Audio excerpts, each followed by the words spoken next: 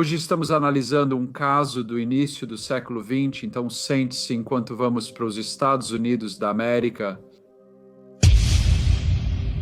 Eleanor Maud Parlin, mais conhecida como Nora, nasceu em 1886 na China. Ela era filha de pais ingleses que viviam na Ásia Oriental, pois o pai de Nora trabalhava como engenheiro em um navio a vapor. Uma noite em 1890, enquanto o navio estava no mar, ele desapareceu, e apesar da tripulação procurar tanto a bordo quanto no oceano, eles não conseguiram encontrá-lo. Ele nunca mais foi visto ou ouvido. A mãe de Nora, chamada Alice, então decidiu deixar a China e foi morar em São Francisco, onde em 1891 ela conheceu e casou-se com um cavalheiro chamado Wilfred W. Fuller. No início, o casamento era bom, e Wilfred provia para os dois filhos de Alice, Louise e Nora. Eles também tiveram dois filhos próprios, uma menina chamada Sybil e um menino chamado Wilfred, como pai. O casal fez o seu melhor para criar os 4 filhos, mas começaram a enfrentar dificuldades financeiras e em 1898 eles se divorciaram. Alice e seus filhos foram morar na rua Fulton, número 1747, mas sua situação financeira não melhorou. Nora era uma menina sensível e sensata, e em 1902, quando tinha 15 anos, perguntou à sua mãe se poderia deixar a escola e procurar emprego.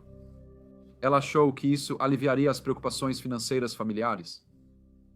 Alice estava um pouco preocupada com essa proposta, mas ela podia ver que Nora queria ajudar e parecia determinada a encontrar emprego, então ela concordou. Nora procurou ansiosamente nas páginas de vagas da situação dos jornais locais e, em 8 de janeiro, um anúncio apareceu no jornal The Chronicle. Dizia: procura-se jovem para cuidar de um bebê, boa casa e bons salários. Os interessados na posição devem se candidatar pelo Chronicle. Nora estava animada com isso. Ela era boa com crianças, pois cuidava frequentemente dos irmãos mais novos. Ela pediu permissão à mãe para se inscrever. Sua mãe estava um pouco hesitante, mas ao ver o quanto sua filha estava animada com a oportunidade, ela concordou e juntas escreveram uma resposta para o anúncio.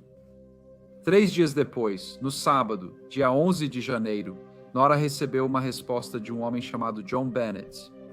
A resposta dizia: Senhorita Fuller, em resposta à sua resposta ao meu anúncio, por favor, compareça ao popular restaurante 55 Geary Street e pergunte pelo Sr. John Bennett.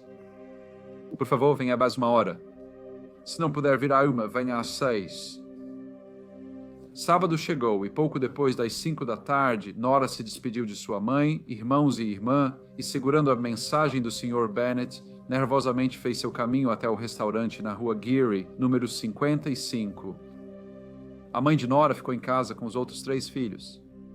1 hora depois, ouviu o telefone tocar, mas antes que pudesse atender, seu filho mais velho já havia atendido. Voz do outro lado do telefone, que soava um pouco como Nora, disse a ele que ela estava na rua Geary, número 1500, a casa do Sr. Bennett.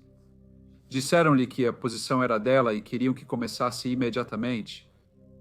Louise transmitiu isso à sua mãe, que lhe disse para dizer a Nora para voltar para casa e começar a trabalhar na segunda-feira, 13 de janeiro. Louise repetiu a mensagem e a voz do outro lado da linha disse tudo bem e desligou. Mas Nora não voltou para casa. Depois de receber a ligação telefônica de Nora ou alguém que soava como Nora, Louise saiu e voltou por volta das 11 da noite. Ao entrar em casa, sua mãe o cumprimentou. Ela estava chorando e desesperada de preocupação, pois Nora não havia retornado. Louise pediu à mãe para não se preocupar e foi ao restaurante popular para ver se ainda havia alguém lá. Mas era tão tarde que o restaurante já estava fechado. Ele então foi para a rua Geary, número 1500, que era o endereço que lhe haviam dado como sendo o local onde sua irmã iria trabalhar. Mas quando ele chegou, não havia nenhuma casa. O endereço era só um lote vago. Ele voltou e contou para sua mãe, que estava fora de si de preocupação. No dia seguinte, a mãe de Nora, Alice Fuller, entrou em contato com a polícia. O detetive Coleman foi designado para o caso e, após entrevistar Alice e seus filhos, ele foi ao restaurante.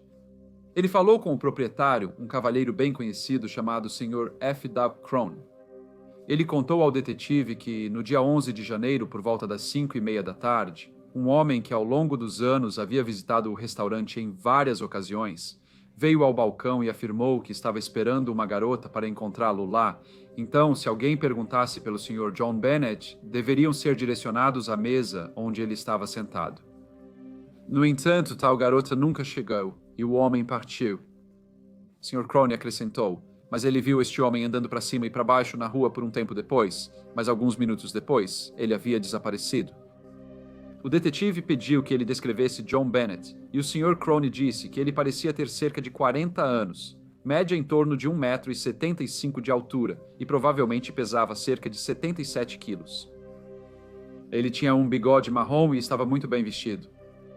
Curiosamente, ele acrescentou que sempre que o homem havia visitado o restaurante anteriormente, ele sempre pedia bifes de contrafilé, mas só comia a parte do filé mignon.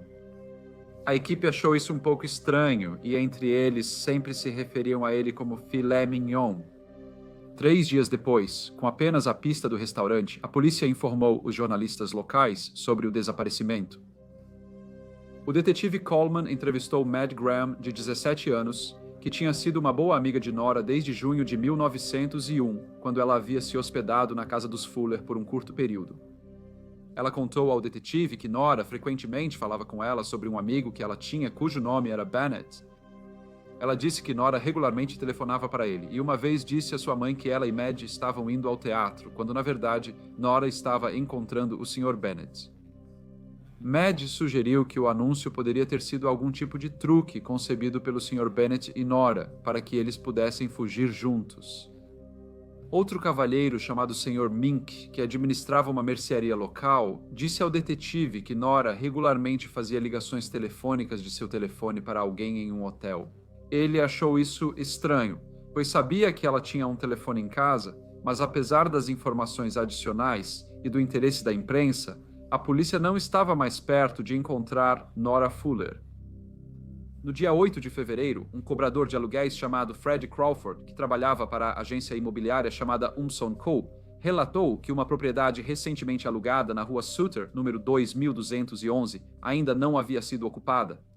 Ele considerou isso incomum, pois sabia que um inquilino havia assumido o aluguel um mês antes, e quando ligou para cobrar o aluguel, parecia que estava vazio.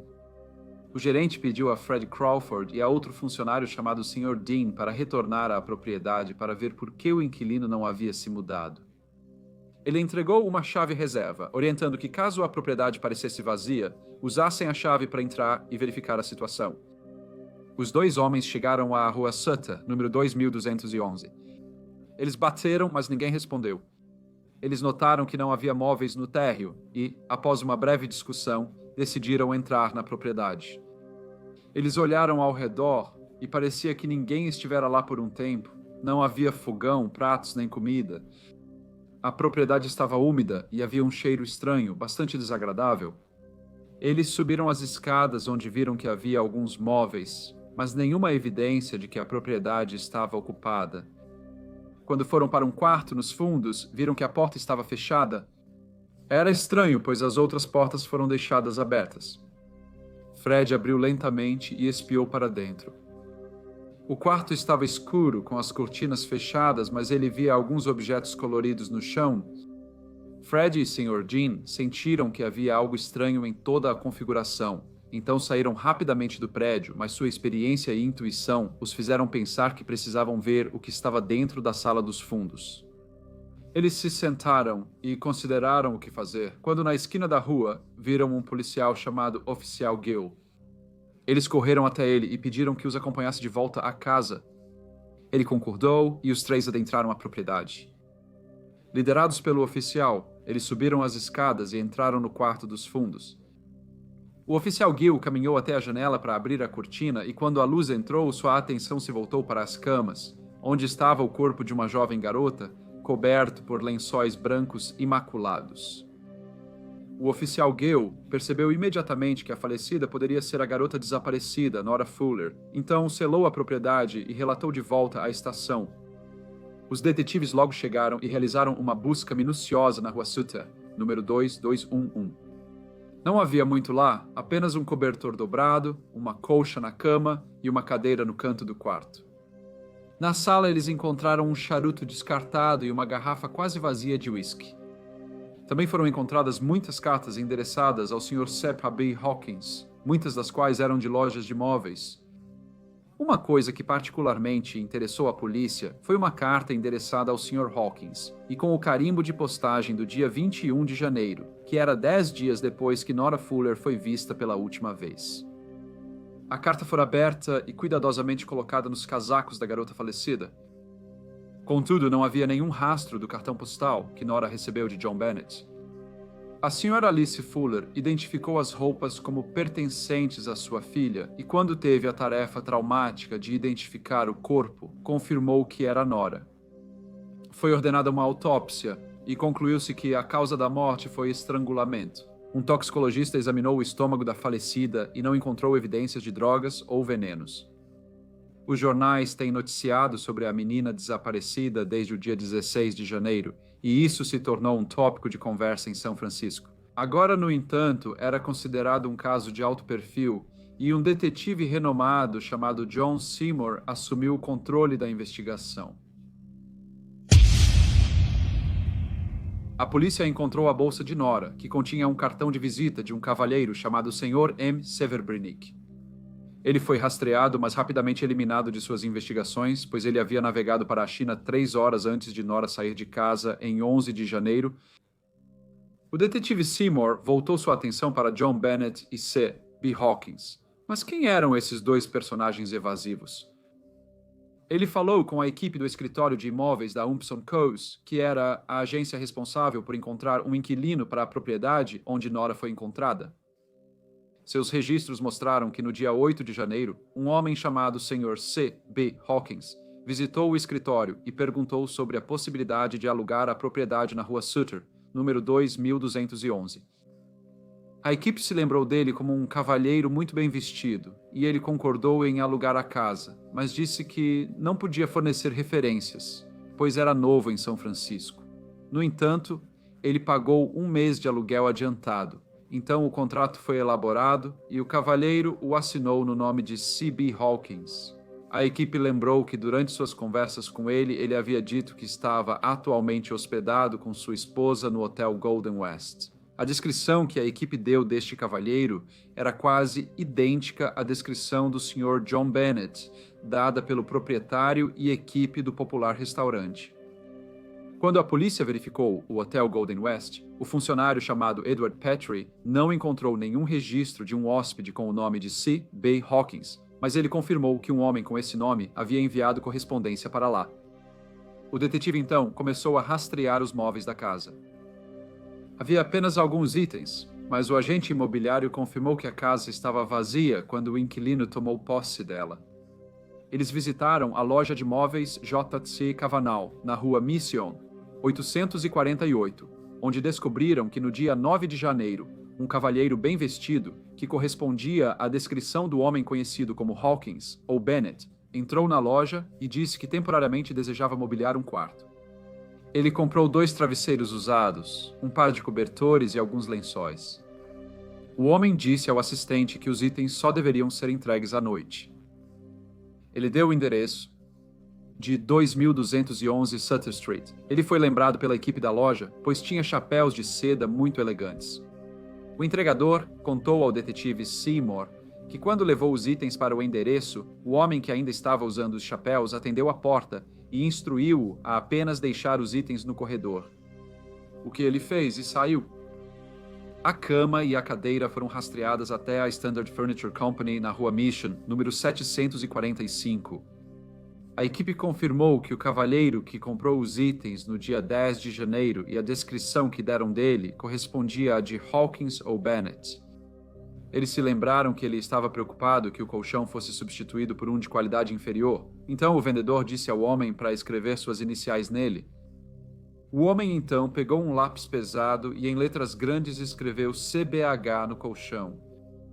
Quando os entregadores entregaram os itens, o homem pediu que levassem a cama e a cadeira para o quarto dos fundos no andar de cima. A toalha e as fronhas foram rastreadas até a loja de produtos secos da senhora Mahoney, na esquina com a Standard Furniture Company. Por serem fáceis de carregar, o cavalheiro bem vestido os levou consigo. Um especialista em caligrafia examinou os originais preenchidos por Bennett para seu anúncio no jornal e os comparou com a assinatura de C. B. Hawkins no contrato do imóvel alugado na rua Sutter, número 2211. Ele concluiu que ambos foram escritos pela mesma mão. A polícia agora estava convencida que o Sr. Bennett e o Sr. Hawkins eram de fato a mesma pessoa. Uma recompensa foi oferecida a qualquer pessoa que tivesse informações que levassem à descoberta e prisão da pessoa responsável pelo crime. A polícia cogitou que o assassino tivesse mudado de endereço e notificado as autoridades postais por escrito. Especialistas em caligrafia examinaram 32 mil notificações de mudança de endereço e uma se mostrou muito interessante, que era de um homem chamado Capitão Seymour, que agora morava em Kansas City. 2 oficiais foram enviados para entrevistá-lo, mas logo perceberam que ele não era a pessoa que estavam procurando. A polícia também se perguntou se era apenas coincidência que a amiga de Nora, Madge Graham, que já morou em sua casa, agora morava na rua Sutter, número 2088, a apenas 150 metros da casa onde Nora morreu. O caso estava sendo noticiado em todos os jornais de São Francisco. Foi publicada a foto do colchão que tinha as iniciais CBH. Foi vista por uma senhora chamada Miss Blasier, cujo namorado desapareceu em 16 de janeiro, 5 dias após o sumiço de Nora. Ela relatou o desaparecimento dele à polícia, mas não conseguiram localizá-lo. Eles pensaram que ele poderia ter deixado o estado, pois após seu desaparecimento, o empregador descobriu que dinheiro foi retirado de suas contas. O nome do namorado dela era Charles B. Hadley, e ela mostrou à polícia uma foto dele na qual ele havia escrito suas iniciais CBH. A semelhança com a escrita no colchão era impressionante. Ela também disse que quando os jornais relataram o desaparecimento da jovem, ele ficou agitado e leu atentamente todos os artigos sobre isso. Ele ligou para ela naquela noite para dizer que não voltaria para casa naquela noite e ela não o viu desde então. A senhorita Blasier também mencionou que ele deixou roupas ensanguentadas na lavanderia, mas como não retornou ou entrou em contato, ela as queimou. Curiosamente, ela também conseguiu confirmar que ele gostava muito de bifes de contrafilé, mas só comia sempre a parte do filé mignon. Amostras de caligrafia de C. B. Hadley foram solicitadas ao seu empregador e comparadas à assinatura de C. B. Hawkins no contrato com a empresa Amson e a CBH no colchão. Os especialistas concluíram que todos os 3 homens eram de fato a mesma pessoa. C. B. Hadley, no entanto, não tinha bigode e estava sempre barbeado, mas a senhorita Blasier disse que ele frequentemente usava um falso bigode marrom que ele havia comprado em uma loja na rua Larkin. A polícia começou a investigar C. B. Hadley. Descobriram que seu nome verdadeiro era Charles Starts e acreditava-se que ele era de Chicago, pois era onde sua mãe morava. Ele era procurado por desfalque cometido em Minneapolis em 1889. Eles também descobriram que em 1900 ele tentou seduzir uma garota de idade semelhante à de Nora.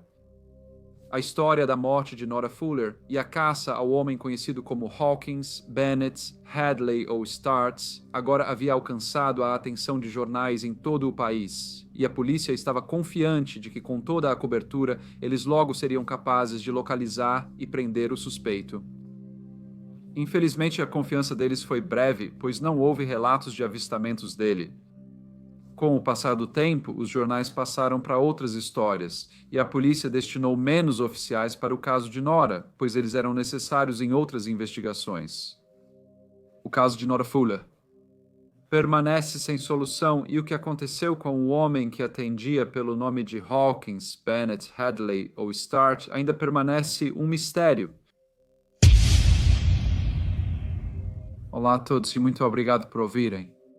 Este é o primeiro caso não resolvido que já fiz neste canal, então qualquer comentário ou feedback que você possa ter será muito apreciado e eu te vejo no próximo caso breve.